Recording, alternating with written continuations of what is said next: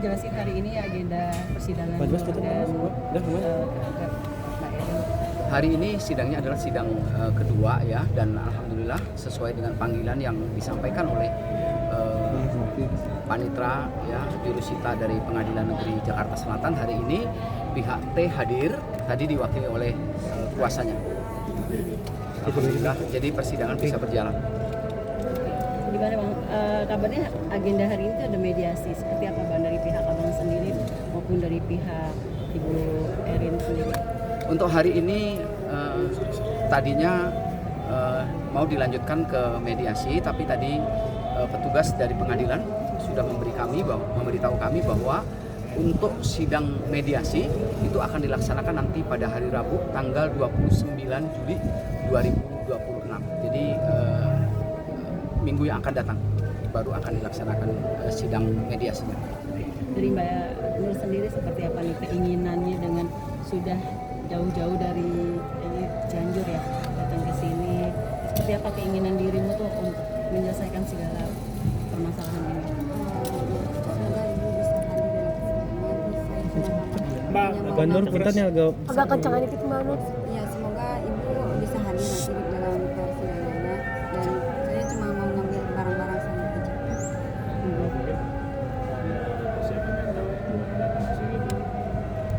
Gimana gitu? Ya kalau masalah itu pasti masih ada rasa takut, ada rasa cemas, karena kan jadi teringat lagi ancaman-ancamannya. Cuma saya usahain semoga semuanya saya bisa di persidangan untuk menggunakan polisi dan juga terima kasih. suami saya juga katanya buronan. Itu yang masih dirasakan ketakutan itu. Next nanti kalau ketemu seperti apa Mbak? Panggilan sidang pembukaan perdata nomor 1498 PDP. Ada tuntutan lain nggak sih selain mengambil barang di dalam persidangan? Dipersilakan untuk menggunakan ruang sidang 3. Gimana Bang tuntutan dari ini perdata ya Bang? Ya betul, ini gugatan yang kami ajukan adalah gugatan perdata dengan tajuk perbuatan melawan hukum. Kalau tadi teman-teman media menanyakan adakah tuntutan yang lain, itu ada kami tuntutkan, yaitu biaya pengobatan dan yang lain sebagainya. Juga ada tuntutan berupa imaterial karena memang ada kerugian yang dialami oleh klien kami Teh Nur, dalam hal ini psikologinya seperti tadi yang disampaikan, masih ada rasa takut. Kemudian beliau juga tidak bisa menggunakan hak kependudukannya, KTP masih ditahan. Kemudian juga belum bisa menggunakan handphonenya sampai saat ini. Nah itulah diantaranya yang kami lakukan gugatan perbuatan melawan hukum. Bang, berarti izin untuk nanti di saat mediasi mungkin dari pihak Mbak Nur sendiri meminta hak-haknya untuk dikembalikan seperti itu Pak? Atau Langsung dibawa? langsung dibawa seperti KTP ataupun handphone yang sudah disita akan minta dikembalikan atau bagaimana nanti pas di mediasi? Tentu, karena memang itulah yang dituntut oleh klien kami Teh Nur melalui kami, sehingga ya pasti mereka harus mengembalikan. Kalau tidak mengembalikan, ya tentu ada konsekuensi hukum yang lain untuk berikutnya. Bang, ini kan mediasi di tanggal 29 Bang. Kalau ini terjadi memang betul-betul keduanya ikhlas gitu dalam arti redo mau saling memaafkan, tuntutannya akan batal, gugur atau seperti apa Bang? Itu kan kami sudah dalilkan di dalam amar ya, di permohonan kami ya, supaya amarnya berbunyi apa majelis hakim memutus. Tapi di fase mediasi inilah yang tepat ya, saatnya yang baik untuk mencari solusi. Solusi ini bukan hanya kebaikan buat klien kami dan suaminya, bukan, tapi kebaikan untuk para pihak. Dalam hal ini juga Ibu E tentu punya kesempatan yang baik untuk mencari solusi terbaik. Mungkin bisa dijelaskan pembuatan tuntutan 1M? Ya. Baik, untuk yang 1M itu adalah tuntutan imaterial.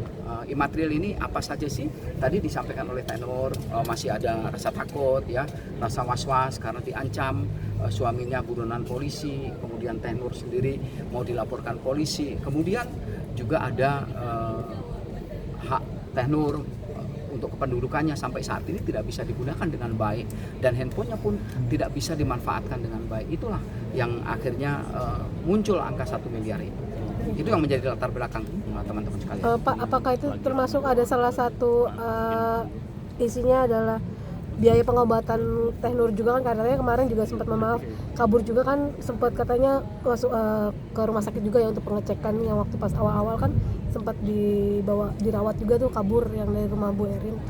Kalau untuk Apa, pengobatan kami ini sendiri, karena kalau yang itu kan material ya, material. Jadi faktanya real, Teh Nur juga berobat sudah 2 kali kemarin di salah satu rumah sakit, dan itu ada buktinya bahwa psikologinya terganggu dan ini nanti insya Allah juga kami akan upayakan lagi untuk bisa cek sekali lagi seperti apa kondisinya, apakah sudah baik atau belum. Kalau sudah baik ya syukur alhamdulillah, kalau belum ya tentu ada pengobatan lanjutan yang harus dilakukan untuk kebaikan Teh Nur.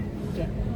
Teh Nur sendiri dalam kondisi saat ini datang dari Cianjur, seperti apa kondisi tubuh kamu, pikiran kamu, fisik kamu, seperti apa sampai akhirnya datang di hari ini? Sekarang udah mendingan, udah sehat. Kalau rasa takut mah pasti ada, masih ada rasa cemas. Tapi dari hati kecil kamu yang paling dalam, kamu ingin selesainya mediasi akan mau dengan bersalaman kah atau seperti apa yang dari keinginan Mbak Nur? Kalau bisa ya kayak gitu, salaman gitu.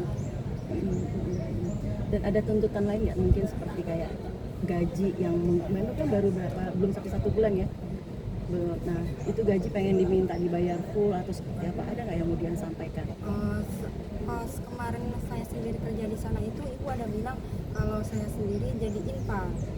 Kalau misalkan gaji yang sebulan itu emang tidak full 1 bulan, karena saya gajian tanggal 3, saya kemarin keluar tanggal 26. Tapi sebelumnya pas saya kerja sendiri itu ibu ada bilang mau infal, itu kembali lagi sama ibu. Gimana sih perasaan kamu dengan berurusan seperti ini untuk yang pertama kali di mana kamu datang mencari kerja, seperti apa mungkin perasaan kamu? Nggak nyangka sampai kesini, sampai jauh, sampai berlarut-larut. Padahal kan saya cuma minta hak-hak saya kembali, hanya barang-barang itu aja. Jadi ada trauma buat kerja lagi sama orang. Ada, pasti ada rasa trauma kalau mau kerja itu, kayak mikir-mikir lagi nanti gimana, nanti dapat bos baik lagi gitu. Takutnya dapat 80 kayak gitu lagi, pasti ada rasa. Kan suami juga ikut juga ya, suami Iya. Bang Rahmat sendiri gimana dengan ancaman ingin dilaporkan polisi, menjadi buronan seperti itu? Ucapan-ucapan itu juga menjadi mental Mas Rahmat sendiri gimana? Jujur Bu, waktu saya pertama dengar ancaman itu, saya agak tenang banget di kampung.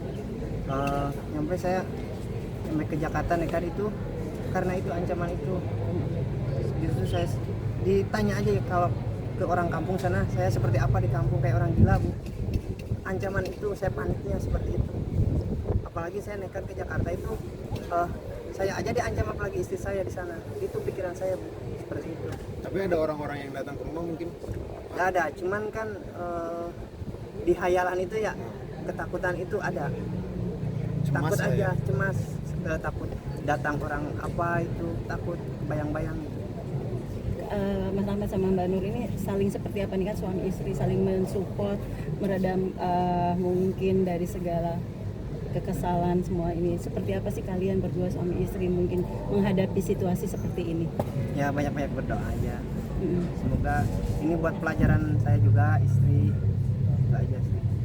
Buat pelajaran ke depannya. Akan memperbolehkan lagi istri untuk kerja? Untuk saat ini belum, istri juga belum siap. Mudah-mudahan ada kerjaan di rumah lah buat istri juga. Bang, gimana Bang dengan akan hasilnya kemarin kan dari pemeriksaan itu kan sudah keluar ya Bang ya, hasil dari mental fisik dari tes kesehatan itu sendiri, sampai detik hari ini akan ada ulang pemeriksaan lagi nggak sih Bang? Kemarin itu kami sudah direferensi untuk datang ke salah satu psikolog lagi, cuman karena kemarin Teh Nur dan keluarga ada di kampung sehingga itu terkendala. Insya Allah nanti ini ada jeda waktu, kami akan manfaatkan waktu ini untuk bisa cek kembali psikologi beliau. Kalau kondisinya sudah baik, ya terima kasih, berkat doa teman-teman sekalian. Kalau memang harus ada tahapan pengobatan, kami tentu akan lakukan yang terbaik untuk kebaikan Teh Nur sendiri. Karena faktanya seperti yang disampaikan tadi, beliau masih ada rasa was-was dan untuk bekerja pun masih ragu gitu, kebimbangan, dan itulah yang akibat akumulasi panjang dari selama yang bersangkutan bekerja di tempat Ibu E. Mbak Nur sendiri kira-kira nanti ketika mediasi akan hadir lagi nggak ke Sekjaka Jakarta untuk bertemu langsung dengan Ibu Erin? Insya Allah bisa. Ya, Kalau insya Allah ada kami. harus ya Bang, harus datang ya Bang. Ya, jadi sesuai dengan perma itu prinsipal harus hadir, walaupun hari ini beliau juga sudah hadir ya. Itu adalah bentuk etikat baik dari prinsipal dari penggugat. Tapi nanti kita lihat apakah ada kesepakatan kapan harus hadir, apakah tanggal 29 harus hadir ataukah nanti tanggal berikutnya harus hadir. Nanti tinggal bagaimana arahan dari mediator. Nanti kami akan ikut selaku penggugat, kami tentu akan patuh pada ketentuan yang berlaku.